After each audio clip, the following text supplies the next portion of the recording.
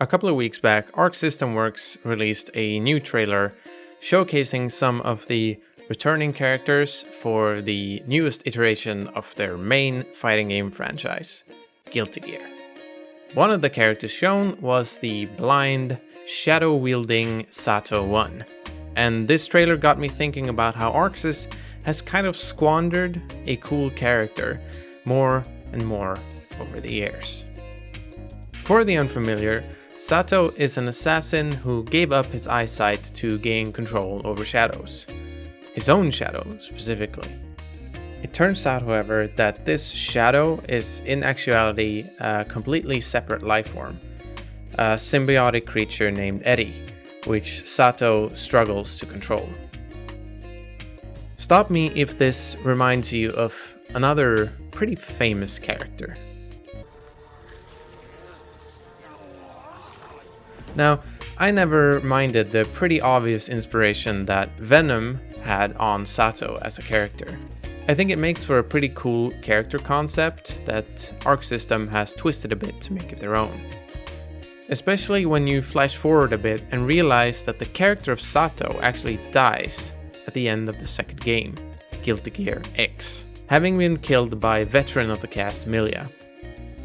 For the next iteration of the series, the character didn't return as Sato, but as Eddie, complete with a new voice actor and the whole shebang. Now, regardless of the reasoning behind this choice, I think it makes for a compelling character.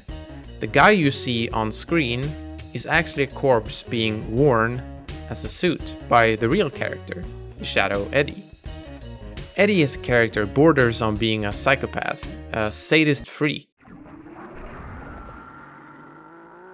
as opposed to Sato's more focused demeanor, which made the jump even more noticeable between games.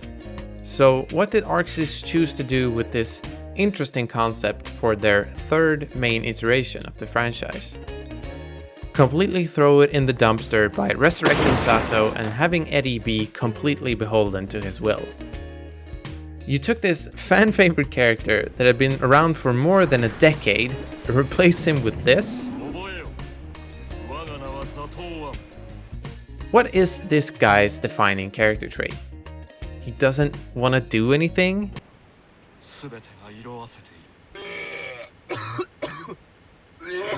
Yeah, they totally knocked it out of the park, right?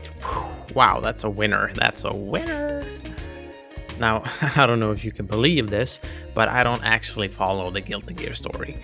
I couldn't really give a fuck less, but I really don't like how this, decision sort of infiltrated the characterization of, well, I guess Sato now. Let's completely forget and gloss over how Sato for some reason now has Eddie's voice, but whatever.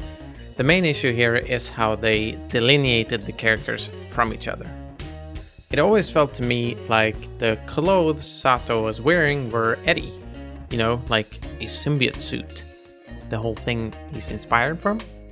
Looking at the Exert arc, they're pretty clearly separated. And it only gets worse in-game, where there are now super clear lines of where Sato ends and Eddie begins when he's wielding him. I guess he at least has an outro where he wears Eddie as a coat, which is kinda neat. But look at the difference in shade here. And they totally toned down some cool ass moves. Compare this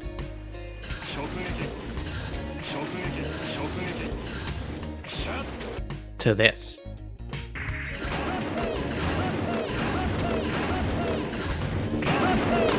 At the end of the day, it's probably fine. I still think Sato was pretty cool. I definitely preferred the earlier iteration, but I mean, he's still pretty cool.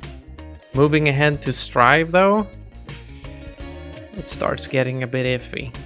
Now, looking at the latest trailer, it's pretty clear that they have further delineated Sato from Eddie.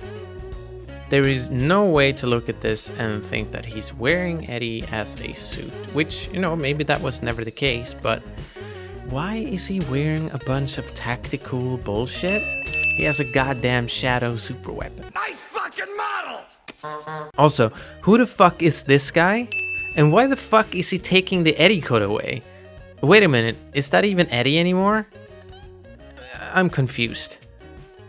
Now, I don't want to rag on this too much. I think it's pretty obvious that Arxis has some really talented character artists. I actually quite like how Eddie looks like this weird goober thing, you know? Way.